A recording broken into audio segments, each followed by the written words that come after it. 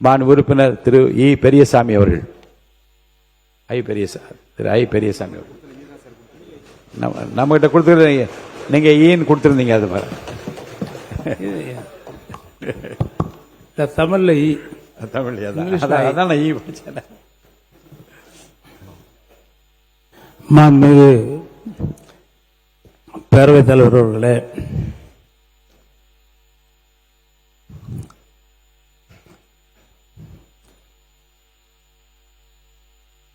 இந்த அவையிலே 1989ஆம் ஆண்டில் வருவதற்கு எனக்கு வாய்ப்பளித்து தொடர்ச்சியாக ஆத்தூர் சட்டமன்ற தொகுதியில் 9 முறை போட்டியிடுவதற்கும் வாய்ப்பளித்து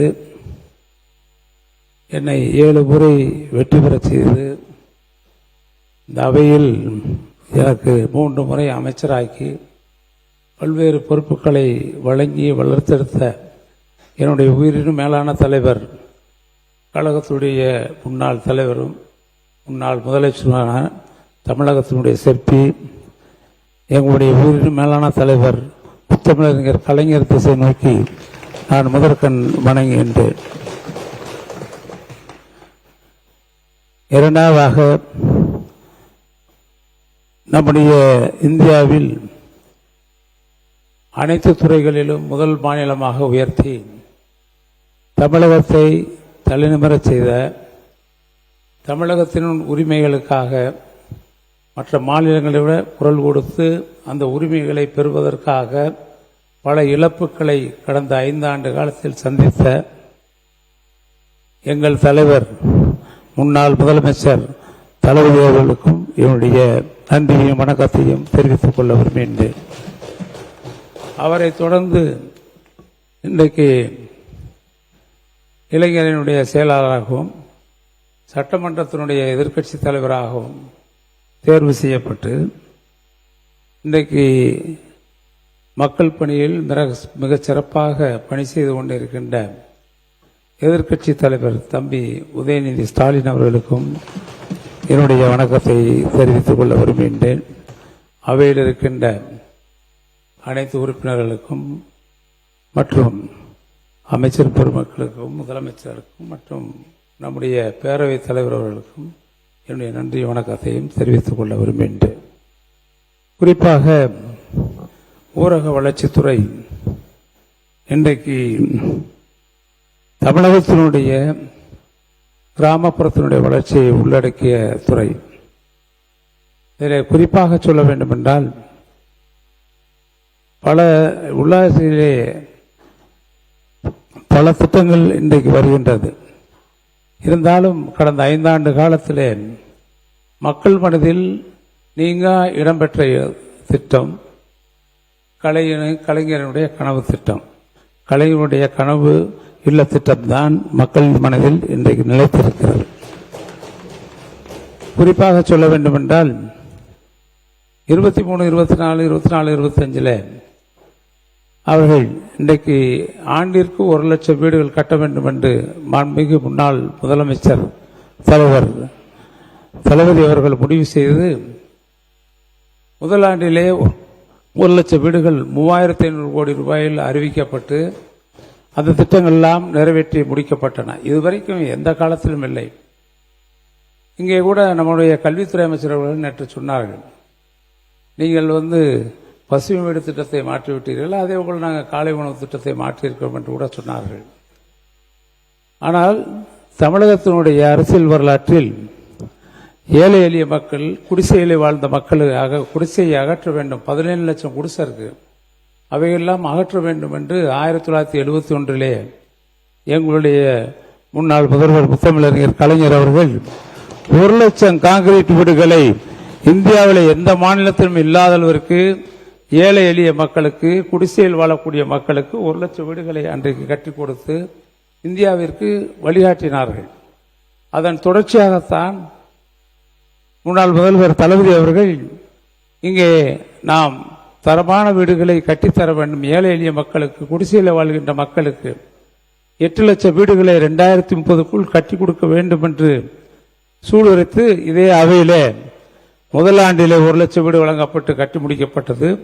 2வது ஆண்டிலே 3500 கோடி வழங்கி அந்த திட்டத்தை துவங்கி கிட்டத்தட்ட இப்பொழுது 80% பணிகள் முடிந்து 80,000 வீடுகள் வரை கட்டி முடிக்கப்பட்டிருக்கிறது. மற்றவைகள் கட்டும் பணியில் இருக்கிறது.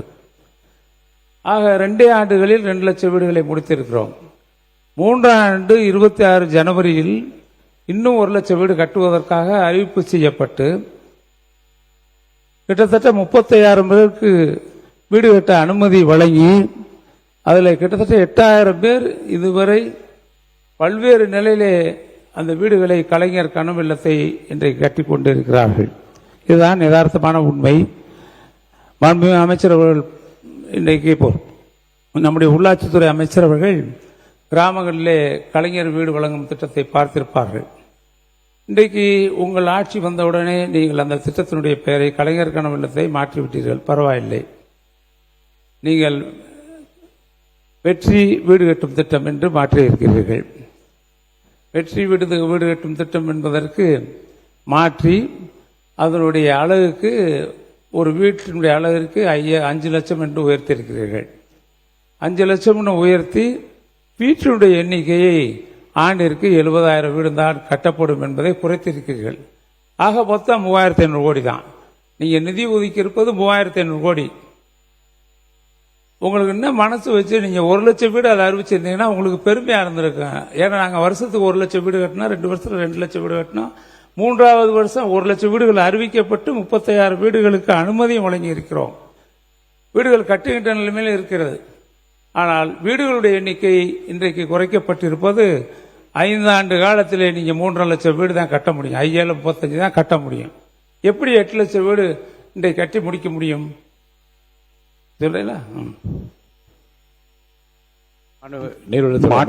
மாண்பு பேரவைத் தலைவர் அவர்களே, உங்க திட்டத்தில் நீங்க 1 லட்சம் வீடு கட்டணும்னு இலக்கு வச்சிருக்கிறீங்க. ஆனா நிறைய இடத்துல நான் போய் பார்க்கும்போது வீடு இன்னும் முடிக்காமையே ஃபவுண்டேஷன்லேயே தான் இருக்குது. ஏன் அப்படின்னு பார்த்தீங்கன்னா அவங்களுக்கு அது போதுமானதாக, அந்த 3.5 லட்சம் ரூபா போதுமானதாக இல்லை.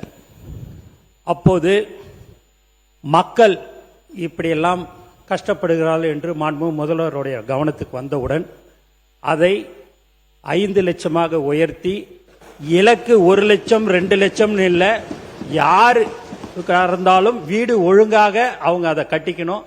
அதுக்கு இப்போதைக்கு நமக்கு 70,000 வீடுக்கு ஒதுக்கீடு செய்யலான்னு சொல்லி தான் அந்த மாதிரி ஒரு திட்டத்தை நாங்கள் சொல்லியிருக்கிறார் மாண்பு முதல்வர் அவர்கள். ஆகவே நீங்க பார்த்தீங்கன்னா விழுப்புரத்தெல்லாம் நீங்க போய் பார்த்தீங்கன்னா, நான் நேரடியாகவே போய் பார்த்தேன்னா உண்மையாகவே சொல்றேன், அப்படியே ஃபவுண்டேஷன்லேயே இருக்குது. எங்களுக்கு வேற வழி இல்லாமல் நாங்கள் அந்த பழைய இடத்துலயே தான் நாங்கள் குடிசை வீட்டில் தான் நாங்கள் இருக்கிறோன்றத சொல்லியிருக்கிறாங்க. அதனால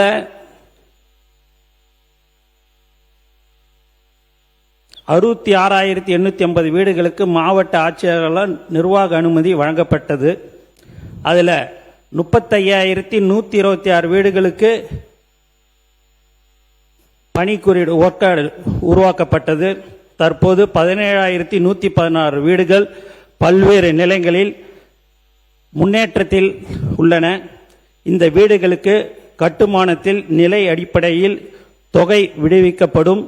ரூபாய் 375 கோடி நிதி விடுவிக்கப்பட்டுள்ளது என்பதை இந்த நேரத்தில் தெரிவிச்சுகிறேன். உறுப்பினர்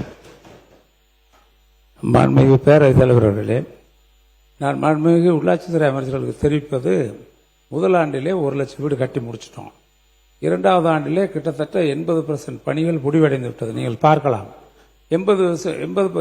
கிட்டத்தட்ட 80,000 வீடுகள் கட்டி முடிக்கப்பட்டு விட்டது. இப்ப நாங்க அறிவிச்சது 26ல் 1 லட்சம் வீடு அறிவிச்சோம். நீங்க அதான் பார்த்திருக்கீங்க. ஃபவுண்டேஷன் நாங்க அறிவிச்சதுனால அதுல பயன்பெறக்கூடியவர்கள் அவர்கள் ஃபவுண்டேஷன் போட்ட உடனே முதல் தவணை வழங்குவோம். ஃபவுண்டேஷன் போட்ட உடனே முதல் தவணை வழங்குவோம். லிப்டுக்கு, அதாவது இருக்கக்கூடிய லிண்டலுக்கு வந்த உடனே 2வது தவணை வழங்குவோம்.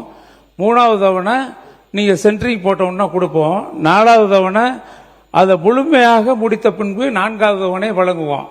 இந்த 3.5 லட்சங்கிறது 360 ஸ்கொயர் ஃபீட்ல கட்டுறோம். நீங்க பழைய வீடுகள்லாம் 200 ஸ்கொயர் ஃபீட் 210 ஸ்கொயர் ஃபீட் தான். நாங்கள் வீடு கட்டும் திட்டத்தில் ஆய்ந்துதான் 3 லட்சம் ரூபாயில கட்ட முடியும் என்றுதான் இந்த திட்டம் தீட்டப்பட்டது. அன்றைக்கு விலைவாசிகள் இன்றைக்கு இருக்க விலைவாசிகளை விட 20% குறைவாக இருந்தது. அதனால தான் சொன்னோம், இப்ப நீங்க கட்டுறதுல இன்னைக்கு 20% கூடி இருக்கு. நீங்க 5 லட்சம் ஒதுக்கீடு செய்தாலும் அவர்களுக்கு இன்றைக்கு 20% மேல் இன்றைக்கு கட்டுமான பணிகள் கடுமையாக உயர்ந்திருக்கிறது. நாங்க என்ன சொன்னோம், எங்க ஆட்சி காலத்தில் இந்த வீடு கட்டுவதற்கு முன்னாலேயே டான்சம்ல அரசனுடைய சிமெண்ட் ஃபேக்டரியிலிருந்து கன்செஷன் விலை குறைவாக வீடு கட்டுகின்றவர்களுக்கு 140 மூடைகள் சிமெண்ட் வழங்கப்பட்டது. அதே மாதிரி மாவட்ட அளவில் நீங்க கொள்முதல் செய்வதற்கு எது குறைந்த விலையோ அதுல கம்பி 340 கிலோ கம்பி வாங்கி கொள்ளலாம்னு உத்தரவிட்டோம். அன்னைக்கு பார்த்தீங்கன்னா எம்சான்லாம் பார்த்தீங்கன்னா 2000 ரூபா தான் இருந்துச்சு. நான் முதல் வருஷம் 1 லட்சம் வீடு கொடுக்கல 2000 இருந்துச்சு. இன்னைக்கு 4500 5000 நினைக்கிற அளவுக்கு விற்கிறாங்க. மைன்ஸ் டிபார்ட்மெண்ட்ல இப்ப பார்த்தீங்கன்னா ஜல்லி இருக்கக்கூடிய கட்டுமான பணிகள் எதுவாக இருந்தாலும் இன்றைக்கு முழுக்க விலையேற்றம் 20-25% உயர்ந்திருக்கு. அப்ப 20 உயர்ந்துச்சுன்னா இன்னைக்கு 1 லட்சம் மைனஸ் தான் இன்னைக்கு. ஏன்னா நம்முடைய குறிக்கோள் நிறைவேறணும். நீங்க வெற்றின்னு திட்டத்திற்கு பேர் வெற்றி வீடு கட்டும் திட்டம் என்று, ஏன்னா அவர் அவை முன்னவர்கள் தான் தெரிவித்தார்கள் என்ன பேஸ் பட்டத்தில் இருக்குன்னு. நான் இப்பயும் சொல்றேன், பிரதமர் வீடு கட்டு திட்டத்தில் நீங்களே ஒரு 80,000 வீட பேஸ் பட்டம் இல்ல வீடை இடமே இல்லாம விட்டு போனீங்க. எங்கள் ஆட்சி நாங்க கிட்டத்தட்ட எல்லா வீடுகளையும் எங்கெங்க பிரதமர் வீடு கட்டத்தில் கட்டாம இருக்கோ அத்தனை வீடுகளையும் எங்கள் முதலமைச்சர் அவர்கள், ஏன்னா 40% கொடுக்கணும். ஆனா வீடுக்கு அவங்க ஒதுக்குனது 1,08,000 தான். நாங்க 2.25 லட்சம் கொடுத்து 2,30,000 கொடுத்து 62% ஒரு வீட்டுக்கு கொடுத்து, ஒன்றிய அரசு கொடுத்தது 38% தான். 60 கொடுக்கணும். ஆனா ஒன்றிய அரசு கொடுத்தது 38% தான். ஆனால் இன்றைக்கு எங்களுக்கு பல்வேறு முரண்பாடுகள் பாரதிய ஜனதா கட்சியோட முரண்பாடு இருந்தாலும் வீடு பெறுகின்ற பயனாளிகள் தமிழர்கள். அதனால் நாங்கள் அவர்களுக்கு வழங்கி அந்த திட்டங்களை முடித்து கொடுத்திருக்கிறோம். நேற்று கூட நம்முடைய கல்வி அமைச்சர் அவர்கள் சொன்னார்கள், பசுமை விட நீங்க பேரை மாத்திட்டீங்க, கலைஞர் கனவு இல்லம்னு மாத்திட்டீங்க. நான் என்ன சொல்றேன், நாங்க பேர் மாத்திர வேலை எங்களுக்கு இல்லை, நீங்க பூராத்துக்கு பேர் மாத்திருக்க வரிசையா சொல்றேன். ஆனா நாங்கள் சொல்வது என்னவென்றால், பசுமை வீடு என்று அறிவித்தார்கள் அந்த அம்மையார் அவர்கள், ஜெயலலிதா அம்மையார் அறிவித்தார்கள். அவர்கள் மறைவிற்கு பின்னால் 17, 18, 18, 19 பசுமை வீடே கட்டல. தமிழ்நாட்டில் அதுக்கு எந்த திட்டம் போடல. தேர்தல் வரப்போகுது 21 உடனே 19, 20, 21 அந்த வீடு கட்டு திட்டத்தை அறிவித்த திட்டங்களை ஆரம்பித்தார்கள். ஆரம்பிச்சு பாதியில விட்டு போயிட்டாங்க. நான் உடனே முதலமைச்சரத்தில் சென்று பசுமை வீடு கட்டும் திட்டம் அது அப்படியே நிக்குது, அந்த திட்டத்திற்கு நாம் பணம் ஒதுக்கி கட்டலாமா வேணாம் என்று கேட்டேன். எங்கள் தலைவர் சொன்னார், வாக்களித்தவர்களுக்கும் சரி வாக்களிக்காதவர்களுக்கும் உதவி செய்கின்ற அரசு தான் என்னுடைய அரசு. நீங்கள் அந்த பசுமை வீடு கட்டு திட்டத்தை கட்டி முடித்து விடுங்கள், அதற்கு நிதி கொடுக்கிறேன் என்று பசுமை வீடு கட்டு திட்டத்தை முடித்தவர் எங்கள் தலைவர் தளபதி அவர்கள் என்பதை நான் இங்கே நினைவூட்ட விரும்புகின்றேன். இது போக வீடு கட்டும் திட்டத்திலே இப்ப பல்வேறு நிலையில இருக்கக்கூடிய இந்த வீடு கட்டும் திட்டம் இன்னைக்கு 8 லட்சம் வீடுகள் நாங்கள் கணக்கெடுத்தோம். இயற்கை வளங்கள் துறை அமைச்சர். மாண்புமிகு பேரவைத் தலைவர் அவர்களே, மாண்புமிகு தமிழக முதலமைச்சர் அவர்களே, மாண்புமிகு உறுப்பினர் அவர்கள் சொல்லும்போது கட்டுமான பொருட்களோட விலையெல்லாம் இப்போ கூடிடுச்சு அப்படின்னு சொல்லி சொன்னாங்க. தயவு செஞ்சு ஒரு சின்ன கேள்வி மட்டும் ஐயா பதில் சொன்னா நல்லா இருக்கும். போன வருஷம் தமிழ்நாடு கவர்மெண்ட்ல ரெக்கார்டான டேட்டா அது, ரஃப் ஸ்டோன் அதாவது இந்த ஜல்லி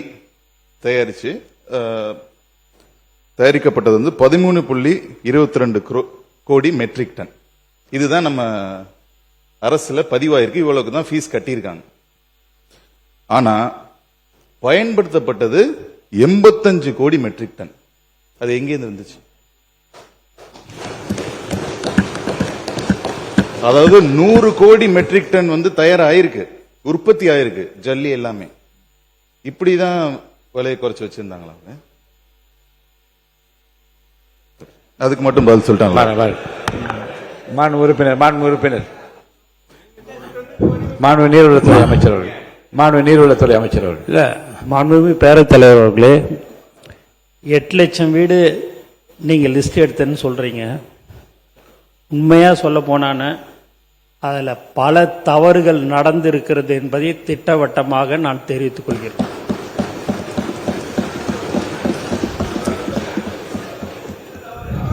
இல்ல, நீங்க லிஸ்ட் வீடு இல்லாதவங்களுக்கு தான் நம்ம அந்த வீடு கட்டும் திட்டம். வீடு வச்சிருக்கிறவங்களுக்கே நீங்க வீடை வந்து கொடுத்துருக்கோம்.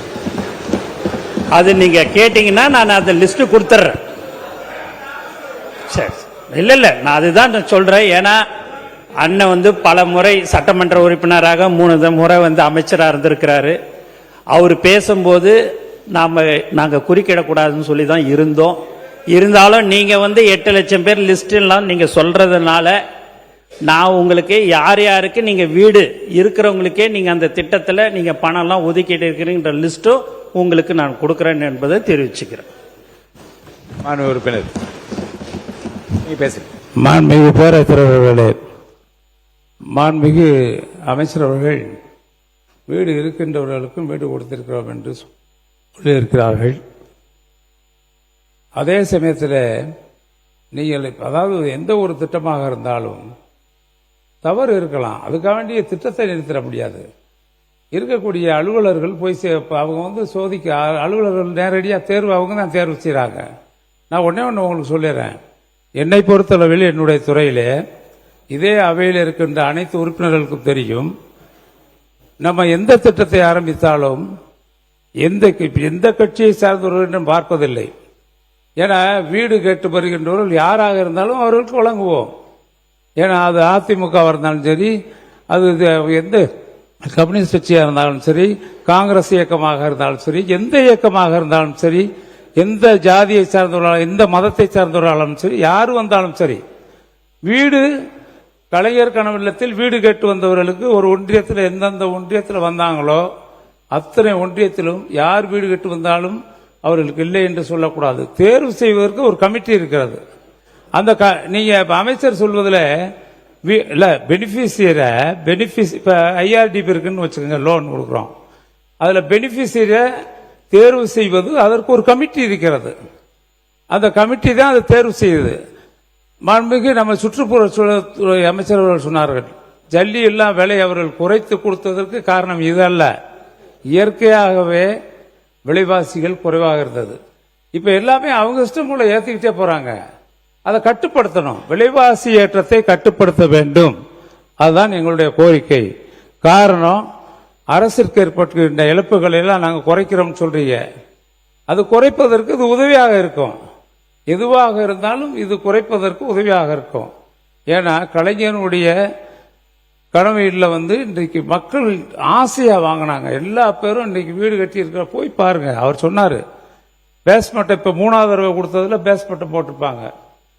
கட்டுமான பணிகள் நடந்துகிட்டு இருக்கோம். நீங்கள் அதை வைத்து சொல்லக்கூடாது. நான் குறை சொல்வதற்காக நீங்கள் சொல்வதை நான் ஏற்றுக்கொள்ளவில்லை. ஒரு வீடு அலாட்மெண்ட் நம்ம நிர்வாக அனுமதி கொடுத்து விட்டாலே அவங்க வந்து பேஸ்மெண்ட்டும் கூட போட்டிருப்பாங்க, அதிகாரிகள் போய் பார்க்கல. ஆனா அதை முடிவு செய்வது அங்க இருக்கக்கூடிய பிளாக் டெவலப்மெண்ட் ஆபீசர்ஸ் தான், வட்டார வளர்ச்சி அவங்க அலுவலர்கள் தான் அதை முடிவு செய்வார்கள். இதே போல இப்பொழுது நீங்கள் வந்து அண்ணா மறுமலர்ச்சி திட்டம் இருக்கு. அண்ணா மறுமலர்ச்சி திட்டத்தை பொறுத்தளவில் முத்தமிழறிஞர் கலைஞர் காலத்தில் ஆரம்பிக்கப்பட்ட திட்டம். அந்த திட்டத்தில் நம்முடைய கிராமங்களில் இருக்கக்கூடிய உள்கட்டமைப்பு வசதிகளை உயர்த்துவதற்கும், கிராமம் சுத்தமான சுகாதாரமான நல்ல வளமான கிராமமாக உருவாக வேண்டும் என்பதற்காக கொண்டு வரப்பட்ட திட்டம் அண்ணா மறுமலர்ச்சி திட்டம். அது எங்களுக்கு இப்ப இன்னைக்கு முன்னாள் முதலமைச்சர் தளபதி அவர்கள் 2006 துணை முதலமைச்சராக இருந்த பொழுது அவர்கள் இதையெல்லாம் வந்து தொடர்ந்து இந்த திட்டங்களை செயல்படுத்த வேண்டும் என்பதில் ஆர்வம் உள்ளவர். ஏன்னா சுய உதவி குழுவிலிருந்து எல்லாம் அதை தொடர்ந்து இப்ப என்ன செஞ்சாங்க, வந்த உடனே மீண்டும் அண்ணா மறுமலர்ச்சி திட்டத்தை கொண்டு வந்தார்கள். அந்த திட்டத்தை கொண்டு வந்து அதுல வந்து இன்னைக்கு நீங்க என்ன செஞ்சிருக்கீங்க, அதனுடைய பெயரை மாற்றி இருக்கிறீர்கள். அண்ணாவினுடைய பெயரையே மாற்றி அது என்ன நியாயம்? நீங்க சொல்ற கொள்கை தலைவர்கள் சொல்லல பேரறிஞர் அண்ணாவை நீங்கள் நேசிக்கிறீர்கள், நேசிப்பதாக சொல்கிறீர்கள். அண்ணாவின் பெயர் தமிழ்நாடு சட்டமன்றத்தில் தமிழ்நாடு என்று சட்டம் கொண்டு வந்த அண்ணாவின் பெயரே எடுத்த பெருமை. அதுவும் நீங்க மறுமலர்ச்சி என்னன்னா டிஎன் வெற்றி மறுமலர்ச்சி வளர்ச்சி வாழ்வாதார திட்டமா நீங்க மாத்திருக்கீங்க. இது எதுக்கு மாத்தணும்? அண்ணாவினுடைய பேர் இருந்தா இருந்துட்டு போகுது. உங்களுக்கு என்ன அண்ணா கடவுள் மாதிரி அவர் பேர் இருந்தா இருந்துட்டு போகுது. கட்சிகள் தான் உங்களுக்கு பிடிக்கவில்லை என்றால் அண்ணாவை பிடிக்கலன்னா அண்ணானால தான் இன்னைக்கு இந்த கட்சிகள்லாம் ஆட்சிக்கு வந்திருக்கு. சாதாரண சாமானியர்கள்லாம் சட்டமன்றத்திற்கு வருவதற்கு வழிகாட்டியவர் பேரறிஞர் அண்ணா அவர்கள். அதை தொடர்ந்து இந்த இதுல திட்டத்தில் நீங்க பார்த்தீங்கன்னா நீங்க உங்களுடைய நிதிநிலை அறிக்கையிலே நான் படித்தேன் என்னவென்றால் நீங்க 6000 கோடி அதுக்கு ஒதுக்கி இருக்கீங்க. 6000 கோடி ஒதுக்கி அதுல இதுக்கு பெரிய அர்பனுக்கு, அதாவது பெரிய நகரங்களை சுற்றி இருக்கின்ற கிராம பஞ்சாயத்துகளுக்கு ஒரு 1000 கோடி சாலை வசதிகள் மேம்பாட்டு திட்டத்திற்காக ஒரு 1000 கோடி ஒதுக்கி இருக்கீங்க. இதுபோக மலை பகுதியில் இருக்கின்ற கிராமங்களுக்கு 100 கோடி ரூபாய் ஒதுக்கி இருக்கிறீர்கள். எங்கள் ஆட்சியிலே, கடந்த ஆட்சியிலே மலையில் இருக்கின்ற கிராமங்கள் அத்தனை கிராமங்களுக்கும் முதலமைச்சர் சாலை திட்டத்திலே மட்டுமல்லாமல் பல்வேறு திட்டங்களிலே மழை நீங்க நாமக்கல்ல பார்த்தீங்கன்னா நாங்க போதமலைக்கு 130 கோடி ரூபாயில இன்றைக்கு சாலை அமைக்கப்பட்டிருக்கிறது. அவருக்கு அமைச்சருக்கு தெரியும், அந்த மாவட்டத்தினுடைய அமைச்சருக்கு. போதமலைக்கு 130 கோடி கொடுத்திருக்கோம், கல்வராயன் மலைக்கு 60 கோடி கொடுத்திருக்கோம். இப்படி ஒவ்வொரு மலைப்பகுதியில் இருக்கக்கூடிய அத்தனை சாலைகளையும் இணைக்கின்ற பணியை முடித்து ஒரே ஒரு 5 சாலைகள் மட்டும்தான் மலைப்பகுதியில் நீலகிரி மலையாக இருந்தாலும் சரி, அல்லது இருக்கக்கூடிய நம்ம ஏற்காடாக இருந்தாலும் சரி, அல்லது கோடை மலைப்பகுதிகளாக இருந்தாலும் சரி, மேகமலை பகுதிகளாக இப்ப போராட்டம் நடக்குது அந்த மலைப்பகுதியிலே சாலைகள் அமைத்திருக்கிறோம். இப்ப வெளியேற சொல்றாங்களே அதிலே சாலை அமைத்த ஆட்சி எங்களுடைய ஆட்சி. அனுமதி கொடுத்திருக்கிறது இது வனத்துறை. ஒரு 5 சாலைகளுக்கு மட்டும்தான் வனத்துறை அனுமதி கொடுக்காமல் இருக்கிறது. எங்கள் ஆட்சி காலத்திலே அத்தனை மலைப்பகுதிகளுக்கும் நாங்கள் சாலைகளை அமைத்திருக்கிறோம். அது மட்டுமல்லாமல் அவங்க அதற்காக 100 கோடி ஒதுக்கியிருக்காங்க. அந்த 5 சாலைகளுக்கு மட்டுமல்லாமல் இன்னும் வளர்ச்சிக்கு பயன்படுத்தலாம், அதை பத்தி ஒன்றும் இல்லை. ஆனால் அண்ணாவின் பெயரை மாற்றியதுதான் மிக வருத்தமாக இருக்கிறது. இதற்காக அண்ணாவின் பெயரை மாற்றி தமிழ்நாடு வெற்றி என்ன வில்லேஜ் எம்பவர்மெண்ட் டிரான்ஸ்பர்மேஷன் ரெஜினவேட்டிவ் இனிஷியேட்டிவ் என்று சொல்லி இருக்கிறார்கள். நீங்க அதை வச்சுக்க, கொள்கையை வச்சுக்கலாம் அந்த அப்ரிவேஷனை. ஆனா என்னை பொறுத்தளவில் என்ன சொல்கிறேன் என்றால், திட்டத்திற்காக நிதி என்ன ஒதுக்கி இருக்கிறது என்றால் ஒரு 7100 கோடி ஒதுக்கி இருக்கீங்க.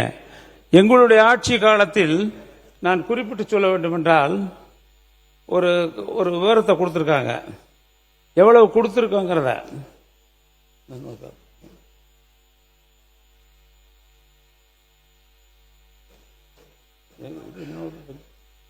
மாணவ நீர்வளத்துறை அமைச்சர் அவர்கள்.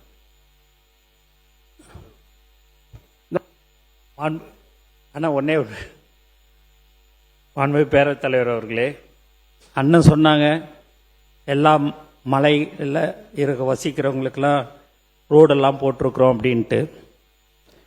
அண்ணனுடைய மாவட்டம்தான் திண்டுக்கல் மாவட்டம். கொடைக்கானல் பிளாக் தாண்டிக்குடி என்ற ஒரு பஞ்சாயத்தில் போன வருடம் எங்கள் தலைவர் தளபதி அவர்கள் படப்பிடிப்புக்கோசம் ஷூட்டிங்கோசம் அங்கே போனார். ஒரு சீன் எடுக்கணும்னு சொல்லிட்டு அந்த கரடு முரடா ஜீப்பில் மேலே ஏறி அந்த இடத்துக்கு போனார் தாண்டிக்குடியில். நானும் கூட போயிருந்தேன். ஆனால் கீழே வரும்போது அவர் 1 மணி நேரம் தனியாக நடந்து வந்தார். வந்த உடனே 15 வருஷமா அந்த இடத்துல ரோடு வசதி இல்லை.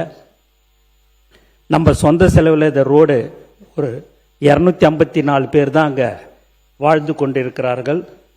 அதனால் ரோடு போடலை, நம்ம சொந்த செலவில் போட்டுடலாமான்னு.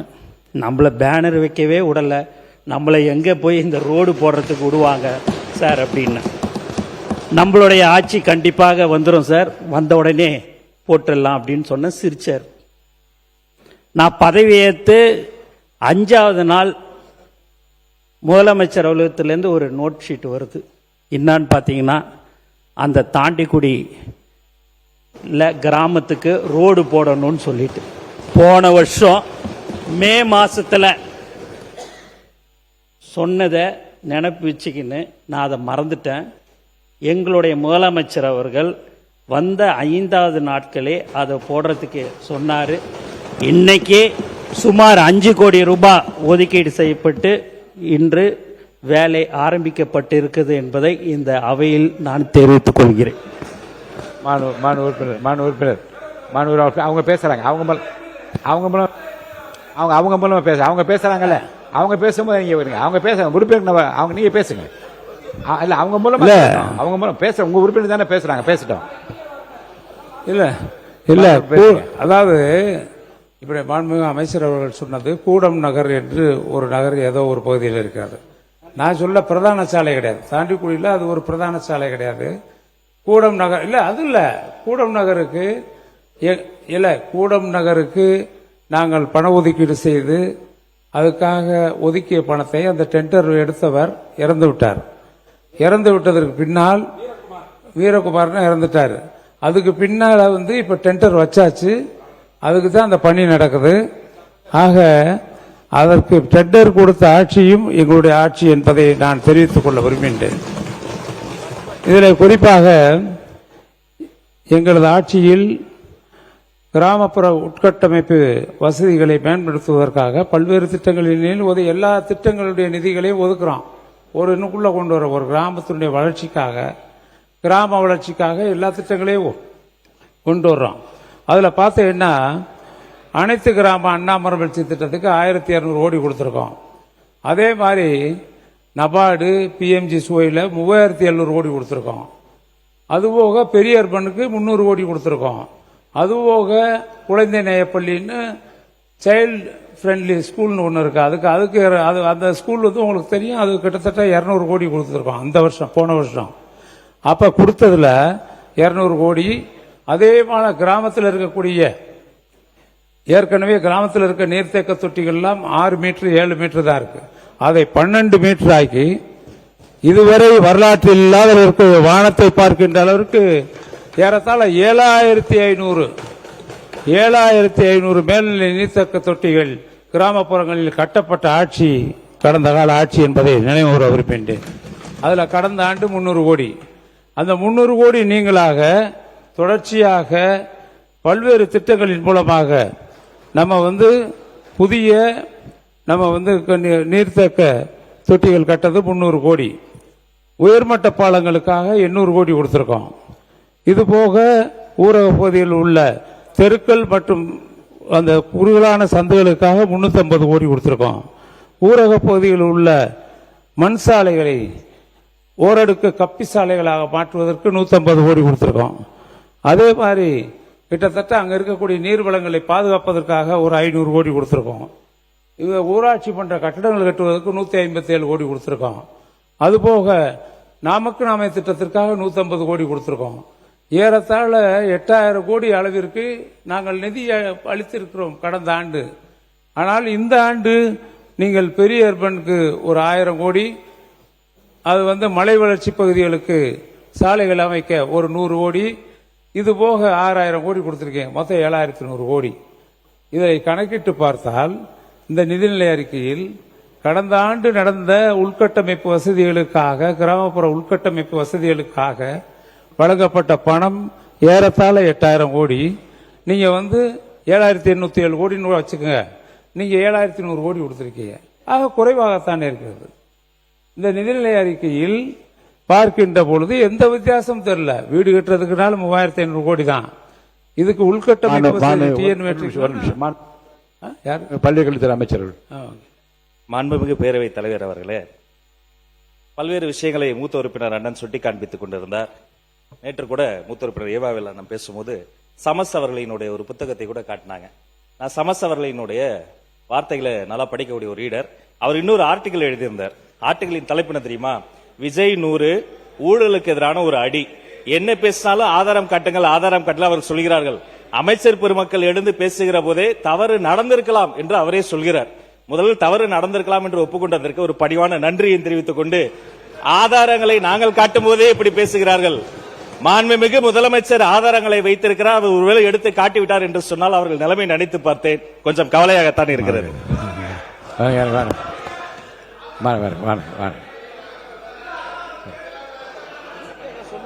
ஆதாரம் ஆதாரம். மாண்பு முதலமைச்சர் உட்காருங்க. மாண்பு முதலமைச்சர் உட்காருங்க. உட்காருங்க உட்காருங்க. மாண்பு முதலமைச்சர் உட்காருங்க. உட்காருங்க உட்காருங்க உட்காருங்க. இருங்க. ஆதாரம் இருக்கான்னு கேட்டீங்க. திடீரென்று முதலமைச்சர் எந்திரிச்சு பேச முற்படுறாங்க. அப்ப திருப்பி எதுக்காக நீங்க கத்திட்டு? உட்காருங்க, தயவு செய்து உட்காருங்க, எழுந்திருக்காதீங்க. மாண்பு முதலமைச்சர் அவர்கள். மாண்புமிகு பேரவைத் தலைவர் அவர்களே, நான் அதை சொல்ல வேணான்னு தான் நினைச்சேன். ஆதாரம்னு கேட்குறாங்க. ஒரு 1 வீக் பேக் மாண்புமிகு நிதி அமைச்சர் பேசும்போது ஒரு 3 டிபார்ட்மெண்ட்ல இருந்து ரிவ்யூ பண்ணி அந்த ஃபைல்ஸ்லாம் என் டேபிள்ல இருக்குன்னு சொன்னாரு. அது ஏதோ போற போக்கில் அவர் சொல்லல, உண்மையிலேயே என் டேபிள்ல இருக்கு. அத்தனையும் ப்ரூஃபோட இருக்கு. ஓபன் பண்ண வச்சிடாதீங்க. எப்போ ஓபன் பண்ணணுமோ அப்போ கரெக்டா எல்லாமே ஓபன் ஆகும். மாண்புமிகு இந்து அறநிலையத்துறை அமைச்சர் அவர்கள். மாண்புமிகு பேரவைத் தலைவர் அவர்களே, நம்முடைய மதிப்பிற்குரிய அண்ணன்கள் எல்லாருமே பேசுங்கன்றாங்க. ஆனா முதலமைச்சர் பேச ஆரம்பிச்சார்னா, ஆதாரத்தை காட்ட ஆரம்பிச்சார்னா என்ன நடக்கும்ன்றது இதுல இருந்தே நம்ம புரிஞ்சிக்க முடியும். ரெடியா? மாண்பு முதலமைச்சர் அவர்கள்.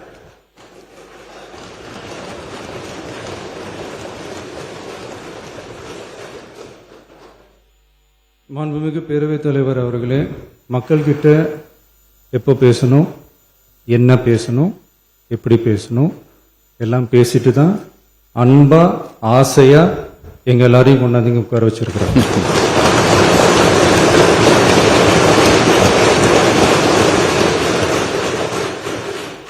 நான் பேசுவேன், பேசக்கூடாதுன்னு ஒன்றும் இல்லை. இடைத்தேர்தலையாவது சில பேருக்கு நல்லது நடக்கணும்ல.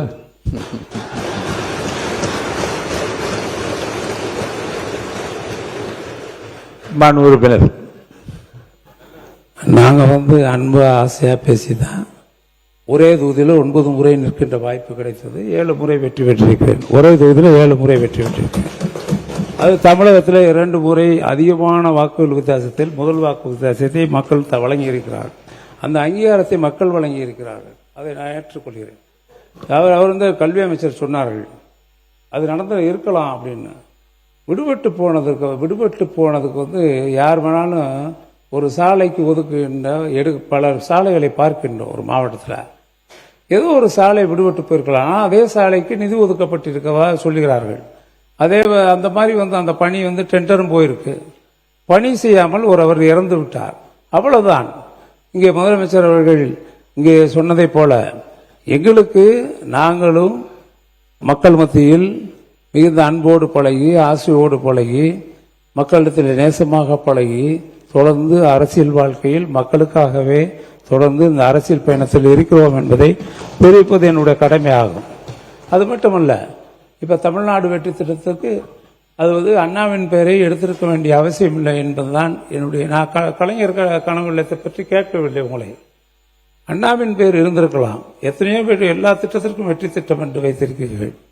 இது போக நீங்கள் இதுல முழுக்க பார்த்தால், அடுத்து பார்த்தீர்கள் என்றால், நம்ம மகாத்மா காந்தி வேலை உறுதி அளிப்பு திட்டம் 20 வருஷமா நடக்குது.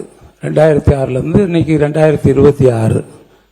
இந்த திட்டம் எங்களுடைய ஆட்சி காலத்திலே மிக சிறப்பாக ஒரு ஆண்டு செயல்படுத்தப்பட்டு நான் அமைச்சராக பொறுப்பேற்ற உடனே ஏறத்தாழ தமிழ்நாட்டில் இருக்கின்ற அத்தனை கிராமங்களையும் கிளஸ்டர்களை பூரா, ஏதோ ஒரு கிராமத்திலிருந்து 100 நாள் வேலைன்னா இன்னொரு கிராமத்திற்கு வேனில் 407ல் அந்த டாடா ஏஸ்ல எல்லாம் கூட்டு போவாங்க காலையில். அங்கே வேலையை முடிச்சுட்டு ஊருக்கு போவாங்க. இப்படிப்பட்ட நிலையை பார்த்து நான் அமைச்சரானவுடன் உடனே அதற்காக மாற்றமாகத்தான் எல்லா கிளஸ்டரையும் எடுக்கணும். அப்பத்தான் இந்த 100 நாள் வேலை திட்டத்தை வெற்றிகரமாக நடத்த முடியும் என்று அதிகாரிகளுக்கு அறிவுறுத்தி அந்த திட்டத்தை அந்த ஆண்டு நடத்தினோம். அப்பொழுது நடத்தின உடனே 23-24 கிட்டத்தட்ட பார்த்தீர்கள் என்றால் 13,00,000 கோடி அந்த ஆண்டு. ஏனென்றால் மகாத்மா காந்தி வேலை உறுதி அளிப்பு திட்டத்தில் 100% கூலியும் ஒன்றிய அரசு கொடுக்க வேண்டும். ஆனால் இப்பொழுது அவர்கள் புதிய ஒரு கொண்டு வந்திருக்காங்க. நீங்க பார்த்தீங்கன்னா ஜி திட்டம்னு ஒன்று கொண்டு வந்திருக்காங்க. அந்த திட்டத்தில் பார்த்தா இது முழுக்க முழுக்க ஜிபி ராம்ஜி திட்டம் என்று கொண்டு வந்து இந்த திட்டத்தில் 40% குறுக்கீடுகளை தவிர்த்து நீங்க 25 நிமிடம் நீங்க பேசிவிட்டீர்கள். சுருக்கமாக மானிய கோரிக்கை நீங்க நன்றி சொல்லி முடிக்க கேட்டுக்கொள்ளுது. இல்ல ஒண்ணு இல்ல நான் அதாவது இன்னும் அரசுக்கு ஆலோசனையாகத்தான் சொல்கிறேன். ஜிபி ராம்ஜி என்ற ஒரு திட்டத்தை கொண்டு வந்திருக்கிறார்கள். இந்த திட்டத்தில் என்னன்னு கேட்டீங்கன்னா 60% கூலி அவங்க கொடுப்பாங்களா, 60% கொடுப்பாங்களா, அது உத்தேசம். அவங்க கொடுத்தா தான் போச்சு, கொடுக்கலைன்னா கேட்க முடியாது ஒன்றிய அரசை. போன ஆண்டு கூட 25-26 கூட 12 கோடி வேலை நாட்கள் கொடுத்தார்கள். நாங்கள் 40 கோடி வேலை நாட்களை முடித்து இந்தியாவிலே முதல் மாநிலம் என்ற உயர்வை பெற்ற ஒரே மாநிலம் தமிழகம். 40 கோடி வேலை நாட்களை உருவாக்கினோம்.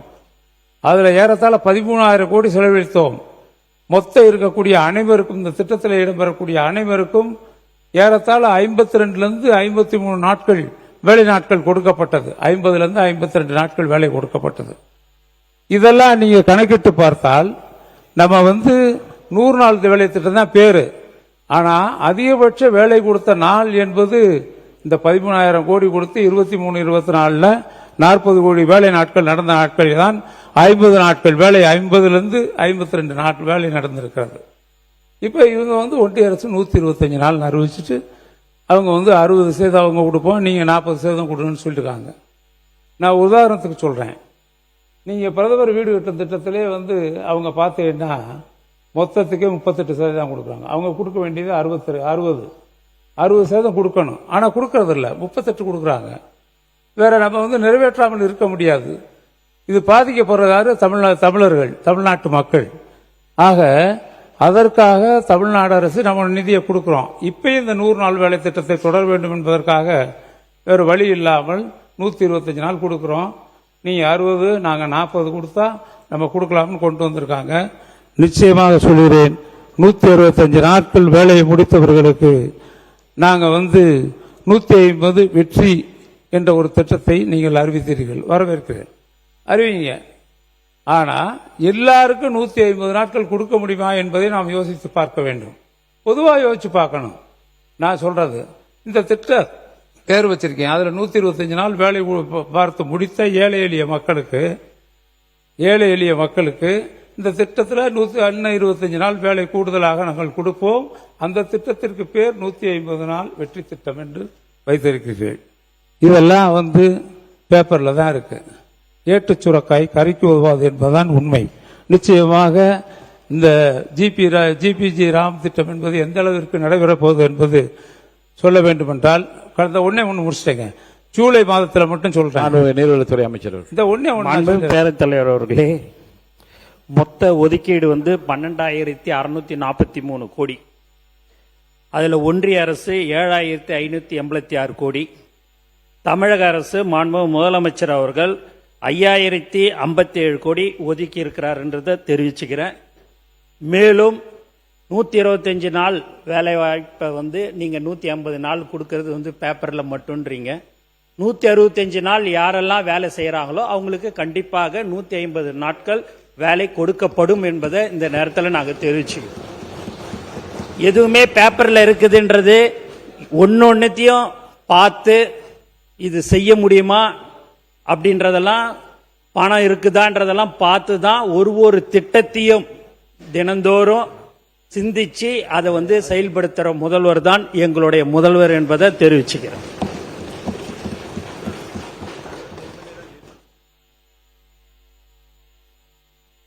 அண்ணா,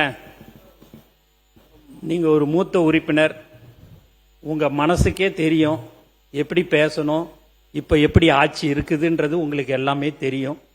அதனால அதெல்லாம் கருத்துல கொண்டு, அரசியல்வாதி நாங்கள் அல்ல, மக்களுக்கு சேவை செய்வதற்காக வந்திருக்கிறவர் தான் எங்கள் முதல்வர். திட்டவட்டமாக நான் தெரிவிச்சுக்கிறோன்னு. அதனால அண்ணன் எதுவாக இருந்தாலும் பேப்பர்ல தான் இருக்குது, இந்த மாதிரிலாம் தயவு செய்து சொல்லாதீங்க. நாங்க ஏன்னா சொல்ல ஆரம்பிச்சோம் அப்படின்னா நிறைய விஷயங்கள் நாங்கள் பேச வேண்டியதாக இருக்கும். ஆகவே நீங்கள் எந்த ஒரு ஆலோசனையாக இருந்தாலும் நீங்கள் அதை தாராளமாக சொல்லுங்க.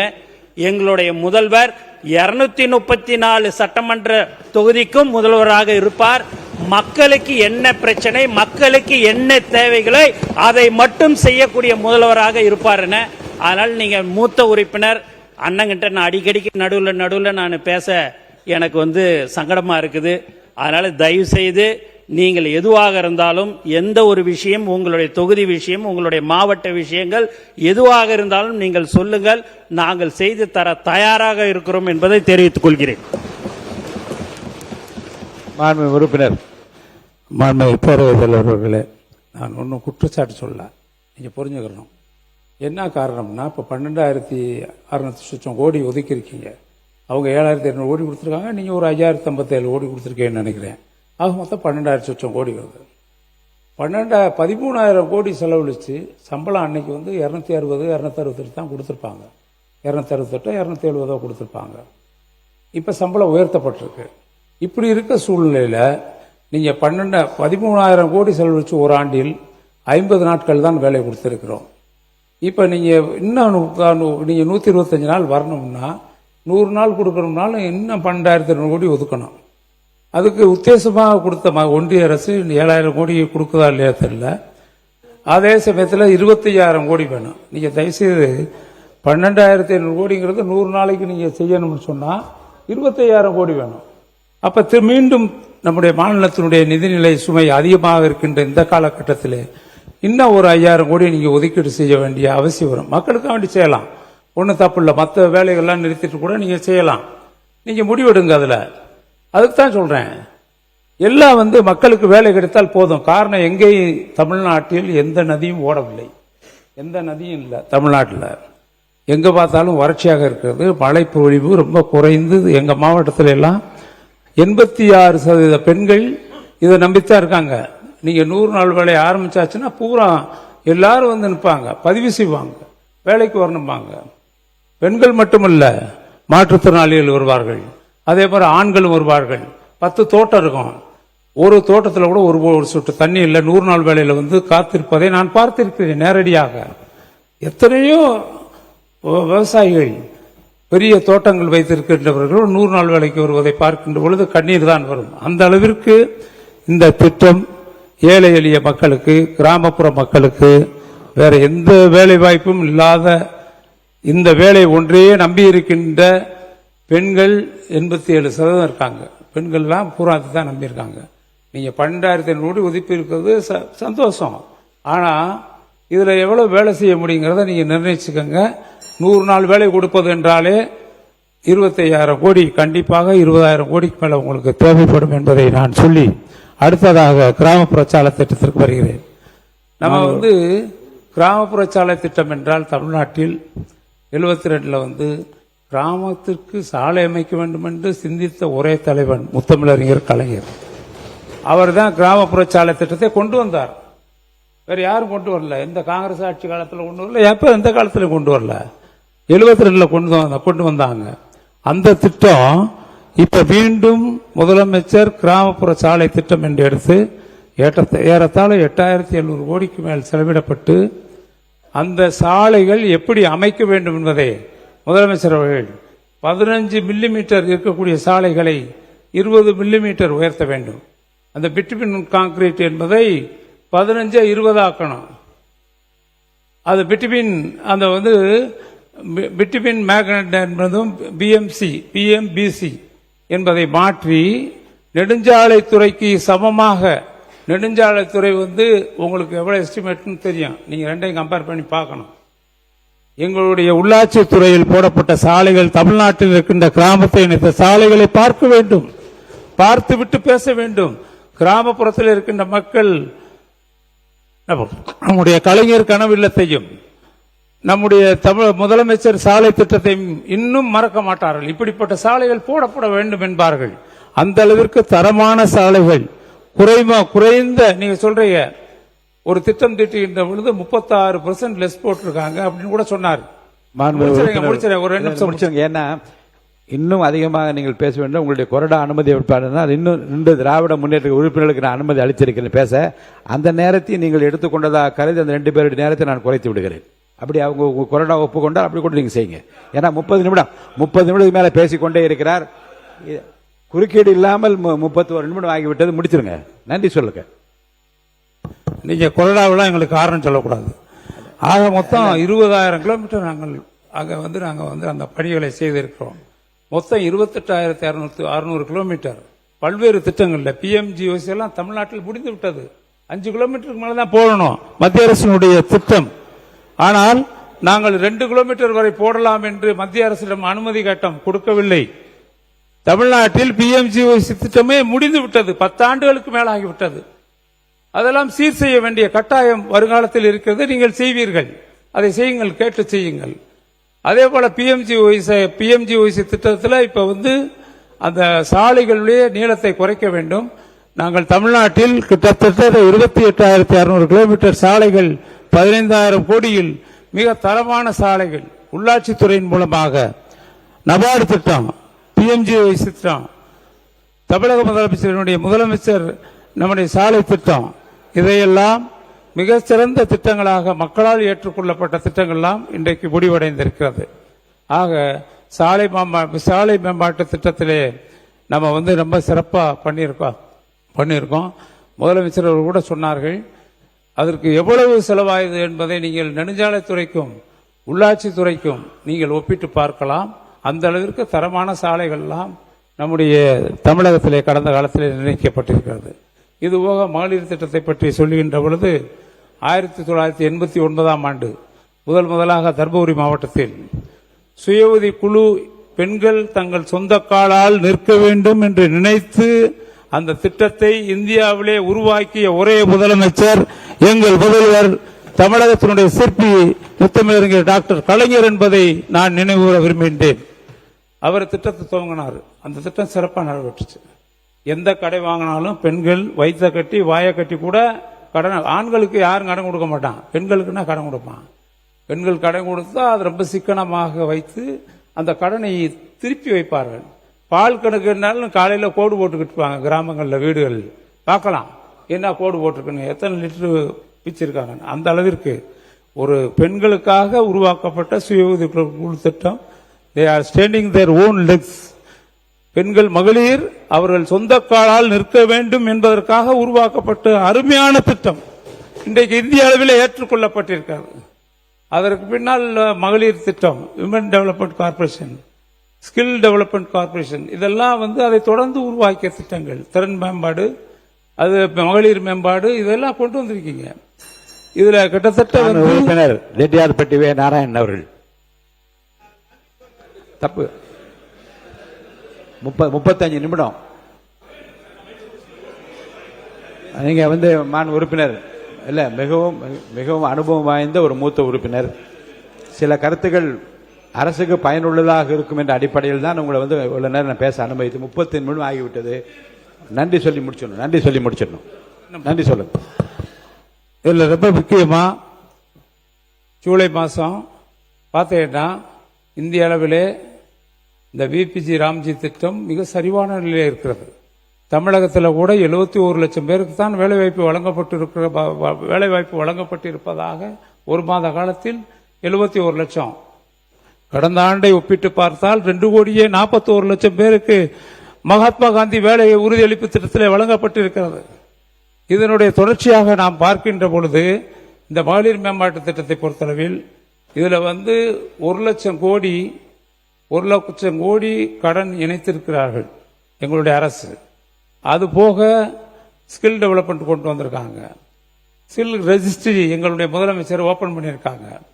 இதுல அந்த இருக்கக்கூடிய பெண்கள் பணியாற்றக்கூடிய பெண்களுடைய ஏறத்தாழ 15,000 பேர் அதில் 15,000 குழுக்களுடைய அந்த ஸ்கில் அந்த திறன் மேம்பாட்டு பயிற்சி பெற்றவர்கள் பிளாக் டெவலப்மெண்ட் டிஸ்ட்ரிக்ட் டெவலப்மெண்ட்ல அளவில் இருக்கக்கூடிய அந்த அதில் ஏற்கனவே பணியாற்றியவர்களுடைய பட்டியலை பதிவு செய்வது, அந்த ஸ்கில் ரெஜிஸ்ட்ரியில் பதிவு செய்வது என்று திட்டமிட்டு அதை டிஜிட்டல் உறுப்பினர் ரெட்டியார்பட்டி வே நாராயண பாயிண்ட் ஆஃப் ஆர்டர் பேசு. முன்னாள் முதலமைச்சர் எடப்பாடி கே பழனிசாமி அவர்கள் பேசு. மாண்புமிகு பேரவைத் தலைவர் அவர்களே, மாண்புமிகு கனிவளத்துறை அமைச்சரனுடைய கவனத்திற்கு, தற்போது மாண்புமிகு ஆட்சி அமைந்தவுடனே மாண்புமிகு கனிவளத்துறை அமைச்சர்கள் தமிழ்நாடு பூரா சுற்றுப்பயணம் செய்து அந்த குவாரிகள்லாம் ஆய்வு செஞ்சாங்க. அந்த ஆய்வில் செய்வதில் தவறு இல்லை, அமைச்சருடைய கடமை. அதில் பல தவறுகள் நடைபெற்றதாக கண்டுபிடிக்கப்பட்டாலும் அதுவும் தவறு இல்லை. ஆனால் கண்டுபிடிக்கப்பட்ட பிறகு பல குவாரிகள் மூடப்பட்டு விட்டது. பல மாவட்டங்களில் மூடப்பட்டு சீல் வைக்கப்பட்டு விட்டது. அதனால உற்பத்தி குறைஞ்சிட்டது. தேவை எதையும் உற்பத்தி குறைஞ்சு அதனால விலை ஏற்றம். இப்பொழுது புதிய திட்டங்கள் நிறைய அறிவிச்சிருக்கிறீங்க. நிறைய இதுல நெடுஞ்சாலைத்துறையிலும் சரி, பொதுப்பணித்துறையிலும் சரி, பாலங்கள் கட்டுதல், வீடுகள் கட்டுதல், இப்படிப்பட்ட பல துறைகளுக்கு ஜல்லி எம்சாண்ட் தேவை. ஆகவே இந்த அரசு இந்த உற்பத்தியை ஜல்லி எம்சாண்ட் உற்பத்தியை அதிகரித்து விலையை குறைப்பதற்கு ஏதாவது திட்டங்கள் வைத்திருக்காங்க என்று தங்கள் வாயிலாக அறிய விரும்புகிறேன். பேரவைத் தலைவர் ஒரே பேரவைத் தலைவர்களே, அதோடு மாண்புமிகு மூத்த உறுப்பினர்கள் பேசுகின்ற பொழுது பசுமை வீடுகளை பற்றி குறிப்பிட்டார்கள். 2019 இறுதியில் 2020 வரை ஊரடங்கு நிலை இருந்தது, கொரோனா காலமாக இருந்தது. அப்பொழுது அந்த திட்டம் முழுமையாக நிறைவேற்றப்படவில்லை, அதனால தடைபட்டது என்பதையும் தங்களுடைய கவனத்துக்கு கொண்டு மாண்புமிகு அமைச்சர்கள். மாண்புமிகு பேரவைத் தலைவர் அவர்களே, மாண்புமிகு தமிழ்நாடு முதலமைச்சர் அவர்களே, அதாவது பெருமளவு கனிம வளம் பக்கத்து ஸ்டேட்ஸுக்கு போய்கிட்டு இருந்த ஒரு தகவல் கிடைச்சிச்சு. இதுவரைக்கும் தமிழக வரலாற்றிலேயே நம்ம மக்களுக்கான தேவையை பூர்த்தி செய்யறதுக்கு இங்கே உள்ள கனிம வளங்களை நம்ம மக்களுக்கு கொடுக்கணும் அப்படிங்கிற ஒரு நோக்கத்தோட அண்டை மாநிலத்துக்கு செல்லும் கனிம வளத்துக்கு தடை போட்ட ஒரே முதலமைச்சர் நம்ம தமிழக முதலமைச்சர். இந்த மாதிரி பல்வேறு முயற்சிகளை எடுத்துக்கிட்டு இருக்கோம். விரிவா மானிய கோரிக்கையில உங்கள்ட்ட சொல்றேன். பேரவைத் தலைவர் மாண்பு உறுப்பினர் ரெட்டியார்பட்டி வே நாராயணன் அவர்கள்.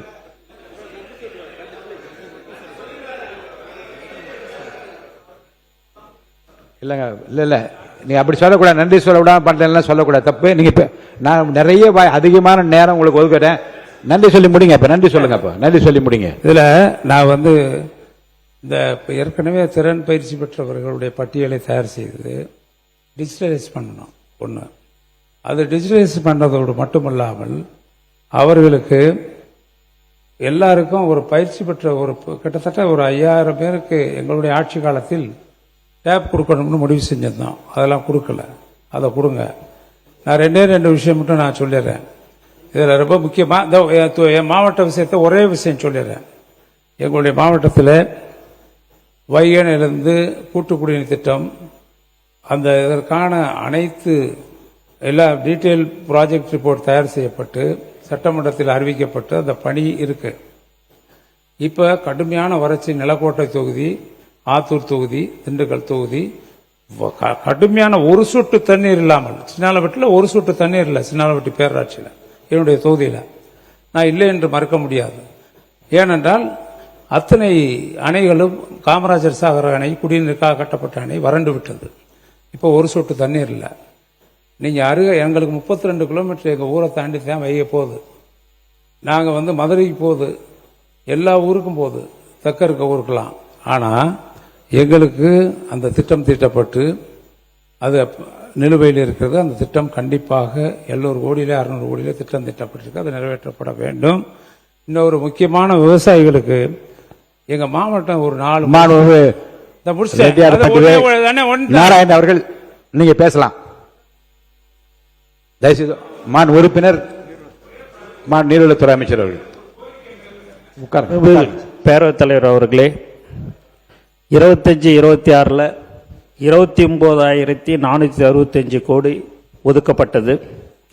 இப்போது மாண்புமிகு முதலமைச்சர் அவர்கள் 39,609 கோடி ரூபாய் இந்த திட்டத்திற்கு 100 நாள் வேலைவாய்ப்பு திட்டத்திற்கு ஒதுக்கியிருக்கிறார் என்பதை சந்தோஷத்துடன் தெரிவித்துக் கொள்கிறேன். ரெட்டியார்பட்டி வே நாராயணன் அவர்கள் பேசுறீங்களா இல்லையா? நாராயணன் பேசுங்க. வாரிக்கரையிலே நாரியர்கள் கூடி மண்டபம் ஒன்றை வளர்ந்து நாரியர்கள் கூடி நாடெங்கும் வாசமிட்டு ஒரு குடைக்குள் ஆளும் காலம் உன்காலம் என் மகனே, அறிந்து பல சாதி முதல் அன்பொன்றுக்குள்ளானால் பிரிந்து மிக வாழாமல் பெரியோராய் வாழ்ந்திருப்பீர். இறை தந்த அருட்கொடை இல்லைங்க, தமிழக மக்களின் 8 கோடி மக்களின் இல்லைங்க, மூத்த உறுப்பு என்பதாலும் அனுபவம் நிறைந்தவர் என்பதாலும் முன்னாடி இந்த துறையை நிர்வகித்ததான் இவ்வளவு நேரம் அனுமதிச்சேன். நான் என்ன சொல்ல முடியுங்க இல்ல மற்றவருடைய கஷ்டத்தையும் உணரணும் இல்ல, மற்ற உறுப்பினர்கள் பேச வேண்டும், 12 உறுப்பினர்கள் பேச வேண்டும், பதில் உரை இருக்கிறது இல்ல. நான் இல்ல தொகுதியை பத்தி நிறைய எழுதி கொடுக்கட்டுமே, தொகுதியை பற்றி எவ்வளவு எழுதி கொடுத்தா அவை ஏத்திட்டு போடுறேன்.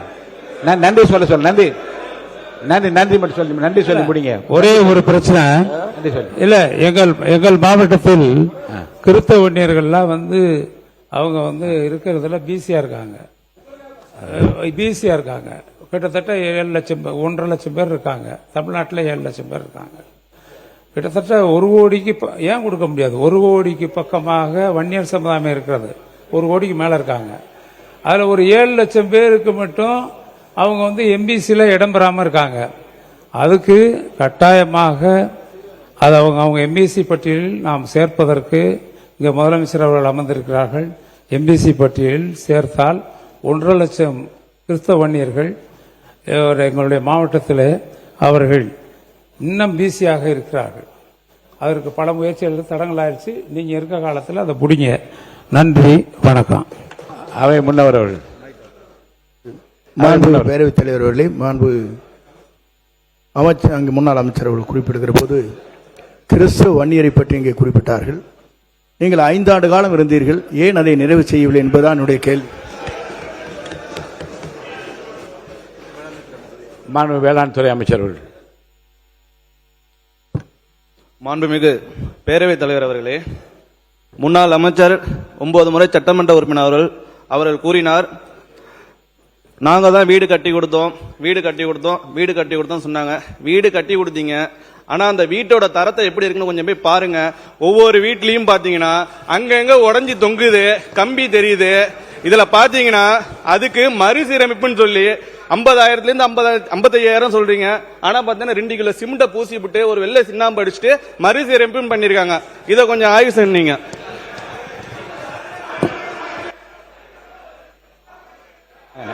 மாண்பு ரெட்டியார்பட்டி ராணன் பேசுங்க.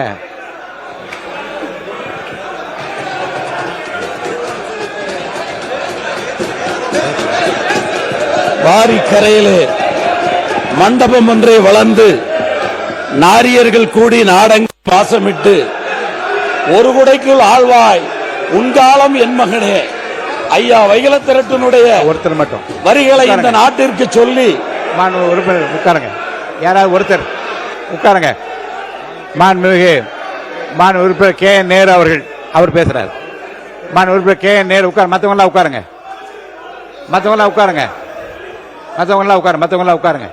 மாண்பு பேரவைத் தலைவர் அவர்களே, மற்றவங்களாம் உட்காருங்க. மாண்பு பேரவைத் தலைவர் அவர்களே, மாண்புமிகு வேளாண் துறை அமைச்சர் சொன்னார், கடந்த காலத்தில் கட்டப்பட்ட வீடுகள் எல்லாம் பழுதுபட்டு இருக்கிறது, அது உங்களால் சரியாக பழுதுவாக்கவில்லை என்றெல்லாம் சொன்னார்கள்.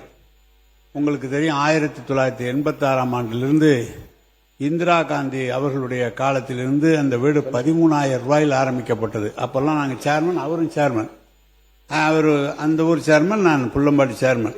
13,000 ஆரம்பிக்கப்பட்டு 3 லட்சம் ரூபாய் வரை நேரடியாக அரசாங்கமும் கான்ட்ராக்டுக்காரங்களும் கட்டுறதில்லை.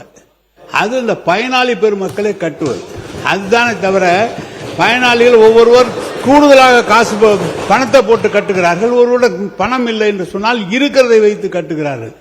அதற்கு தான் பிறகு தலைவர் தளபதி இருக்கும் போது சரி, கலைஞர் இருக்கும் போது சரி, ஏற்கனவே கட்டப்பட்ட சமத்துவபுர வீடுகள் எல்லாம் பழுது பார்ப்பதற்கென்று அதற்கென்று தனியாக நிதி ஒதுக்கி அரசு சார்பாக நிதி ஒதுக்கப்பட்டது. எனவே நீங்கள் கூட இப்போது 70,000 வீடுகள் 5 லட்சம் ரூபாய் செலவில் இந்த அரசு வழங்கி இருக்கிறது.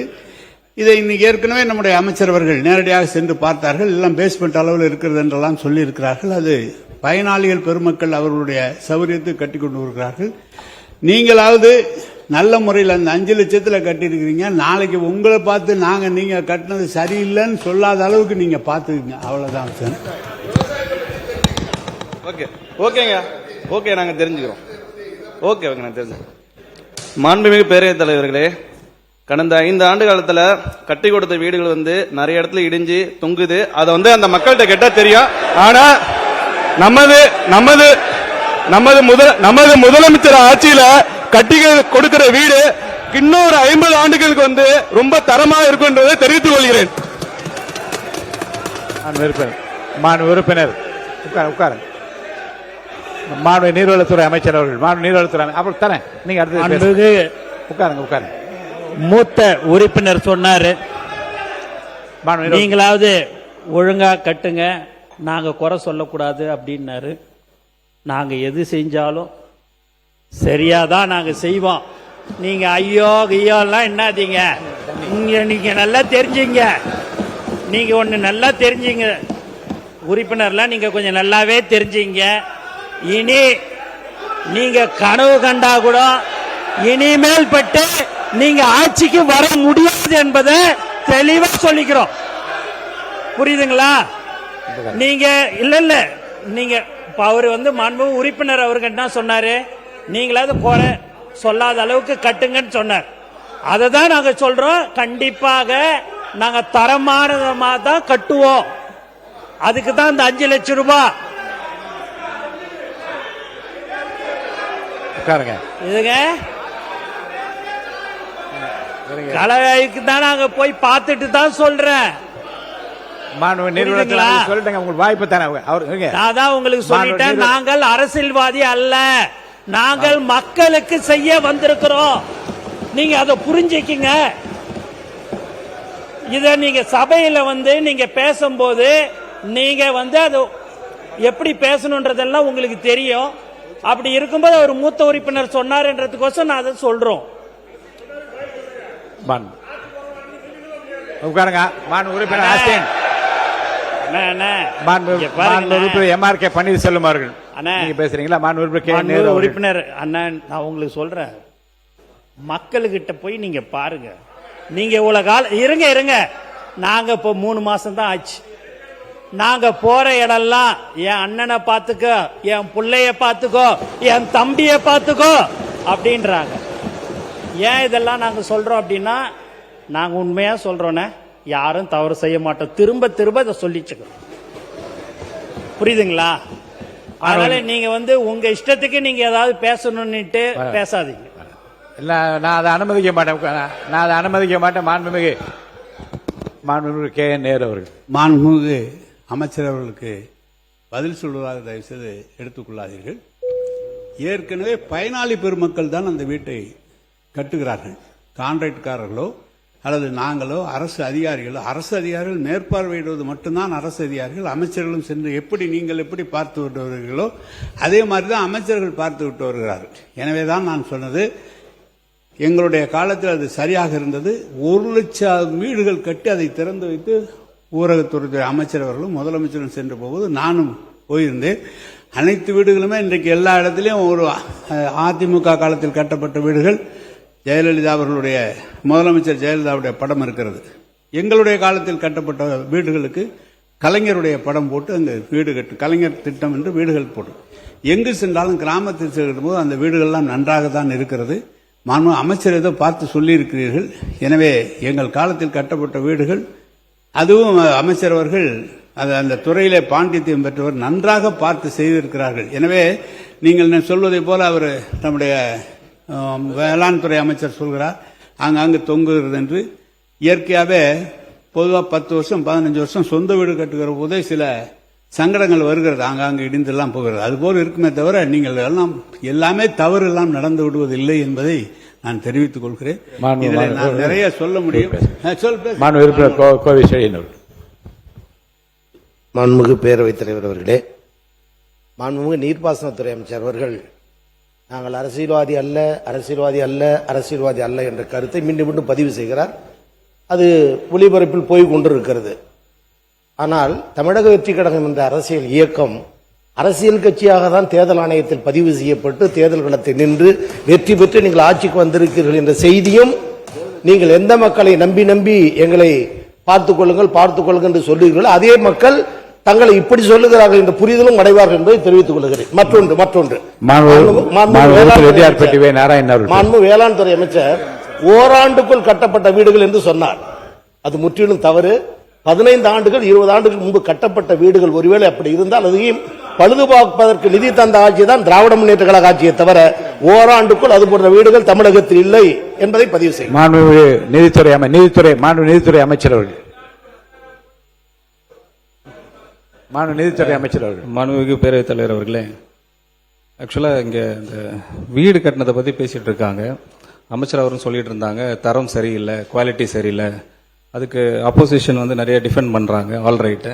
ஆக்சுவலாக இது நேற்று வந்து பிடபிள்யூடி இதுலேயே நான் கேட்டிருக்கணும். சின்ஸ் அதை கேட்க முடியல. பிகாஸ் இந்த குவாலிட்டி விஷயம் பேசுகிறத பார்த்தா இப்போ நான் வந்து சீனியர் மோஸ்ட் மினிஸ்டர் வேலு சாரை தான் கேட்கணும். ஆக்சுவலாக தென்பெண்ணை ரிவரில் ஒரு 16 கோடிக்கு கட்டப்பட்ட ஒரு பிரிட்ஜு 3 மாசத்துல காலியானதை பத்தி உலகமே பேசிச்சு. அது உங்களுக்கு தெரியும். அதுல நீங்க ஒரு ரிப்போர்ட் மாதிரி கொடுத்திருப்பீங்க. டிஸ்சார்ஜ் வேஸ்ட், அதனால வாட்டர்ஸ் நிறைய வந்ததுனால 16 கோடியில கட்டப்பட்ட அந்த ரிவர் மேல கட்டின பிரிட்ஜ் 3 மாசத்துல டெஸ்ட்ராய் ஆனது. அந்த ஹிஸ்டரி படிச்சிருக்கீங்க நீங்க, அதை முதல்ல நீங்க தெரிஞ்சுக்கணும். அப்புறம் தான் அந்த குவாலிட்டியை பத்தி பேசணும். அதனால அதுக்கு முதல் பதில் நீங்க சொல்லணும். நீங்க மாண்பு உறுப்பினர் ஏவா வேலு அவர்கள். மாண்புமிகு பேரவைத் தலைவர்களே, இதே மாமன்றத்திலே ஏற்கனவே எதிர்க்கட்சி தலைவராக இருந்த நம்முடைய மாண்புமிகு எடப்பாடி பழனிசாமி அவர்கள் இதே மன்றத்திலே எதிர்க்கட்சியாக இருந்த இந்த கேள்வியை கேட்டு அவைகளெல்லாம் பதிலாக சட்டமன்றத்தினுடைய உரையிலே அதெல்லாம் பதிவு செய்யப்பட்டிருக்கிறது. அந்த பாலம் என்பது ஆர்ஆர் என்கிற விங்கின் மூலமாக கிராம சாலை திட்டத்தின் மூலமாக ஒரு கிராம பகுதியிலே கட்டப்பட்ட பாலம். அது தென்பெண்ணை ஆற்றிலே கட்டப்பட்ட ஒரு பாலம். அதனுடைய டிசைன் 54,600 கனஅடி தண்ணியை வாங்குகிற அளவுக்கு தான் அதனுடைய தன்மை கட்டப்பட்டது. இதுவரைக்கும் திருவண்ணாமலை மாவட்டத்திலேயே பெய்யாத ஒரு மழை. அந்த மழை இன்னும் சொல்ல போனால் ஆன்மீக பெருமக்கள் 14 கிலோமீட்டர் கிரிவலம் என்று வருகிற இந்த திருவண்ணாமலை மலையே சரிந்ததன் மூலமாக 7 பேர் இறந்தார்கள். அப்படி ஒரு மழை நாங்கள் பார்த்ததே இல்லை. எங்க வயதுக்கு பார்த்தது, அதுக்கு முன்னாலே பார்த்ததில்லை. அப்படி ஒரு மழை பெய்த காரணத்தினால் மலை சரிந்தது. அந்த அளவுக்கு ஒரு சேதம். கிருஷ்ணகிரி தருமபுரி மாவட்டங்களில் 50 சென்டிமீட்டருக்கு மேல் மழை பெய்த காரணத்தினால் சாத்தனூர் அணைக்கு வந்த தண்ணி 2.25 கனஅடி தண்ணீர் அங்கே வந்தது. அப்பொழுது பொதுப்பணித்துறை நீர்வளத்துறை அமைச்சர் அவர்கள் எங்க டேம் உடைஞ்சிருமோ என்பதற்காக இரவோடு இரவாக 2.25 கனஅடி தண்ணீர் திறந்து விட்டார்கள். கனஅடி. அதற்கு பின்னால் பாம்பார் என்று ஒரு ஆறு வருகிறது டேமுக்கு கீழே. டிசைனு 54.600 தான் டிசைன். அது 3 மாசம் இல்ல, கட்டி கொண்டு இருந்த நேரம் முடிகிற தருவாய். அது அப்படிப்பட்ட நேரத்தில் டேம்ல இருந்து 2.25 பாம்பாருடைய தண்ணி இவைகளெல்லாம் சேர்ந்த உடனே 3 லட்சம் கனஅடி தண்ணி புழந்த உடனே அதனுடைய தாங்கும் திறன் இல்லாமல் அது அடித்து கொண்டு போனது என்று அந்த டிசைன்லாம் விளக்கம்லாம் சொல்லி ஏற்கனவே சட்டமன்றத்தில் பதிவில் இருக்கிறது. அது இயற்கையினுடைய சீற்றம். அந்த டிசைன் மேல இன்ஜினியரிங் மேல குறை சொல்ல முடியாதது. ஏன்னா கட்டினது 54.600, ஆனா வந்த தண்ணி 3 லட்சம் கனஅடி தண்ணி. அப்படி என்கிற பொழுது அதை தாங்காமல் அந்த பாலம் போன்று என்பது இதே சட்டமன்றத்தில் ஏற்கனவே பதிவு செய்யப்பட்டிருக்கிறது. அதான் உண்மை நில. அதுக்குன்னு ஒரு குழு போடப்பட்டு அவர்களெல்லாம் கூட ரிப்போர்ட் கொடுத்தாங்க. இதுல டிசைன்ல தப்பு இல்லை, இது மழை பெய்த காரணத்தினால் 3 லட்சம் கனஅடி தண்ணீர் தாங்குகிற திறன் இல்லாமல் பாலம் அடித்து போனது என்பதுதான் உண்மை. மாண்பு பொதுப்பணித்துறை அமைச்சர் அவர்கள். மாண்புமிகு பேரவைத் தலைவர்களே, இப்போதான் முதலமைச்சர் சொன்னாரு, நேற்றிலிருந்து ஒரு விவாதம் வந்து அந்தந்த மானிய துறை கோரிக்கை வரும் பொழுது நம்மளுடைய பேச்சுகள் விவாதங்கள் வந்து அந்த துறையை தாண்டி நிறைய விவாதம் பொழுது சாயங்காலம் 5 மணி 5:30 மணி வரைக்கும் நம்மளுடைய விவாதம் கண்டினியூ ஆகுது. நம்மளுடைய உறுப்பினர்கள் இன்னைக்கு இருக்கக்கூடிய மானிய கோரிக்கை விவாதத்தை நோக்கி மட்டுமே நம்ம பேசினா நல்லா இருக்கும்னு நினைக்கிறோம். மூத்த உறுப்பினர் சொன்னாரு, அவர் கட்டின அந்த பாலம் நம்மளுடைய நிதியமைச்சர் சொன்னாரு அதுல என்ன சிக்கல்கள் பிரச்சனைகள்னு. நான் நேத்தே அதை சொல்லிட்டேன். இந்த அவையில வந்து ஆதாரத்துடன் இருந்தாதான் சமைக்கணும்னு 5 வருஷமா கிட்டத்தட்ட ஒரு 1 லட்சம் கோடி ரூபாய்க்கு நெடுஞ்சாலைத்துறையும் பொதுப்பணித்துறையும் சேர்ந்து ஒரு பட்ஜெட் அவர் தாக்கல் செய்து பணிகள் செய்திருக்காரு. ஒவ்வொரு ரூபாய்க்கும் வெள்ளை அறிக்கை ரெடி ஆயிட்டு இருக்கு. மாண்பு முதலமைச்சருடைய கவனத்திற்கு போய் அந்த வெள்ளை அறிக்கை கூடிய சீக்கிரத்தில் செய்யப்படும். அப்பொழுது அந்த பாலத்தோடைய பிரச்சனை என்னங்கிறது தெரியும். கல்லணை கட்டினது சோழர்கள் காலத்துல, இன்னும் எத்தனை மழை வந்தாலும் நல்லாதான் இருக்கு அந்த பாலம்லாம். நம்ம காலத்துல கட்டுற பாலம் தான் 3 மாசத்துல அழிஞ்சு போகுது. அதுக்கு வெள்ளை அறிக்கையில பதில் வருங்கிறத நான் பதிவு பண்ணி மானிய கோரிக்கை விவாதத்துக்கு நம்ம போகணுங்கிறது என்னோட தாழ்வான வேண்டுகோள்.